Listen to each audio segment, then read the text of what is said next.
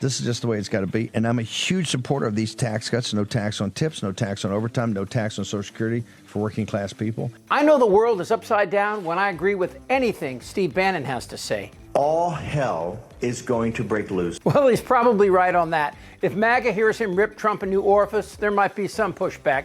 But Bannon makes a point that I agree with 100%. And that point is this. The Republican Party has lied for the last 50 years about why the rich need tax cuts. And it's all BS. Every single word. And I'm a huge supporter of these tax cuts. No tax on tips, no tax on overtime, no tax on Social Security for working class people. I am not a fan of the corporate tax cut right now. The reason is they gamed the system last time. They didn't put in capital equipment. They didn't put in things to grow the economy. What did they do? Exactly what I said they were going to do. They went and put it in stock repurchases to drive up the price of their warrant and equity packages and made more money. And all those CEOs kind of skipped off, and the companies are where they are. I'm only like corporate tax cuts if it's ironclad that they're going to take the tax cut, the savings, and plow it back into productive capital. Capital. You didn't see that. They took it for themselves. And I'm totally opposed to tax cuts for the rich. I'm just in. I can walk through any set of analysis that we just don't have the money. And the working class and middle class need it. This is why there's so many MAGA people. There's so many folks on Medicaid. They don't want to be on Medicaid. Nobody wants to be on Medicaid. They have to be on Medicaid. Because the companies aren't paying for the insurance and the job. We haven't had any real wage growth. People are working like crazy. People are working 2 and 3 jobs. And guess what? All the jobs created under Biden, went to foreign-born folks, not to people, native-born Americans, regardless of your race, your religion, your creed. It's a racket. We have the president's going to try to break it. But, hey, first you can't. This is why I said, why do we spend all this time on reconciliation? We should have been having this debate month to month. And quite frankly, they should have come up with the appropriations bills.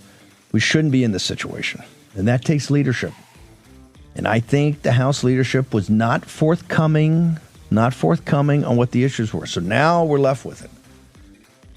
And they're going to point to, these guys are bad guys because they want to stop the program. We don't want to stop the program. We are the ones that want to make sure the program is executed exactly like President Trump. But somebody's got to be the reality check here.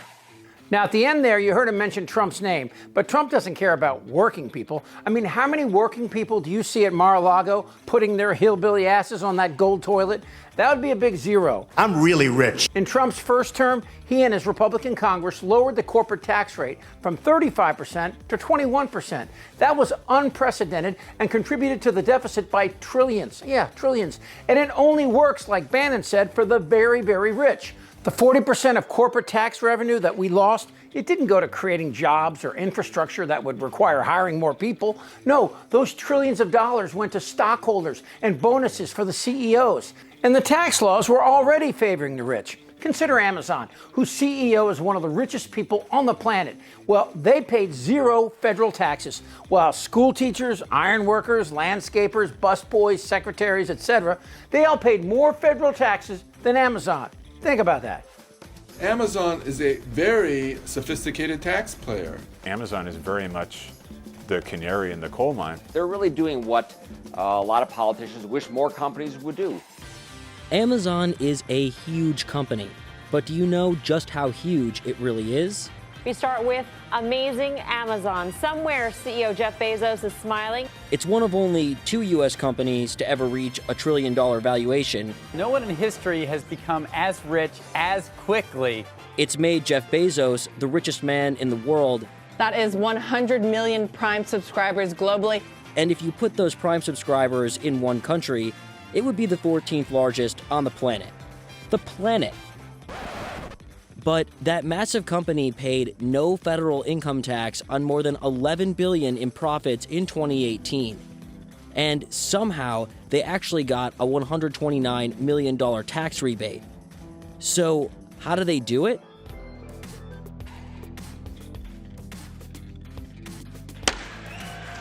The Tax Cuts and Jobs Act is passed. First, there's the tax bill. President Trump's signature tax legislation lowered the corporate tax rate from 35% to 21%. Corporations are literally going wild over this. And here's where the con meets the mark. Republicans know that when working Americans hear that Amazon paid no taxes, they scratch their heads and try to remember, what is it that Trump told me? And here's what Trump and the Republican Congress told them, that companies are using the money to create jobs. But as Bannon says, that's a lie. Write this down. No company in the history of ever has hired people that they didn't need. So giving them tax breaks doesn't create jobs. What creates new jobs is taxing billionaires and giving breaks to the middle and lower middle brackets, because they spend their disposable income on cars, homes, vacations, clothes, et cetera, all of which create demand that creates jobs. And while most Americans oppose these tax cuts simply because they listen to someone other than Sean Hannity, the MAGA crowd complains about transgender surgeries and immigrants while waiting for Trump to come through with his no taxes for tips or Social Security. But don't hold your breath, because the people working for tips and people on Social Security don't have the political muscle to stand up to billionaires. The same billionaires who are calling for cuts to Social Security, Medicare, and Medicaid because we can't pay for them because corporations aren't paying taxes. Some politicians are calling for higher taxes on the rich. And naturally, these proposals have unleashed a torrent of opposition, mostly from the rich. A top marginal tax rate applies to all of a person's total income or wealth.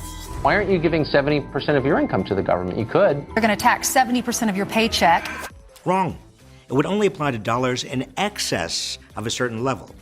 The 70% income tax rate proposed by Congresswoman Alexandria Ocasio-Cortez would apply only to dollars in excess of $10 million a year.